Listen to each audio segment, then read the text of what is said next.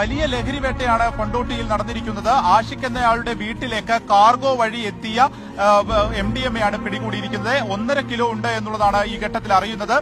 SP-യുടെ dance of ടീമും ഒപ്പം തന്നെ കൊണ്ടോട്ടി DYSP ഉൾപ്പെടെയുള്ളവർ സ്ഥലത്തേക്ക് എത്തിയിട്ടുണ്ട്.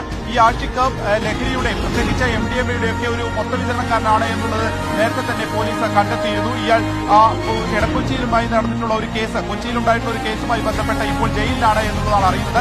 ഇയാളുടെ വീട്ടിലേക്ക് വിദേശത്ത് നിന്നെത്തിയ കാർഗോയിൽ എത്തിയിട്ടുള്ള MDMA ആണ് പോലീസിന്റെ രഹസ്യ വിവരത്തെ തുടർന്ന് ഇദ്ദേഹത്തിന്റെ വീട്ടിൽ നടത്തിയിട്ടുള്ള പരിശോധനയിലാണ് ഇപ്പോൾ ഇത് കണ്ടെത്തിയിരിക്കുന്നത്. അപ്പോൾ ഏത് ദേശത്തു നിന്നാണ് വന്നത്? ഇതിനു മുൻപ് ഈ ആഷിഖിനെ പോലീസ് നിരീക്ഷിച്ചിരുന്നു. അങ്ങനെ പലർക്കും MDMA നൽകുന്നത് ആഷിഖാണെന്ന് കണ്ടെത്തിയിരുന്നു. അപ്പോൾ വിദേശത്ത് നിന്ന്, പ്രത്യേകിച്ച് ഒമാനിൽ നിന്ന് MDMA എടുക്കുകയും അത് പല വഴിക്ക് കേരളത്തിലേക്ക് ഇയാളെ എത്തിക്കുകയും ചെയ്തിരുന്നുവെന്ന് പോലീസ് കണ്ടെത്തുകയും ചെയ്തിരുന്നു. ഇപ്പോൾ ആ വീട്ടിലേക്ക് എത്തിയ കാർഗോയിൽ നിന്നാണ് ഇത്ര വലിയ അളവിലുള്ള ഒരു MDMA വേട്ട മലപ്പുറത്ത് നടന്നിരിക്കുന്നത്.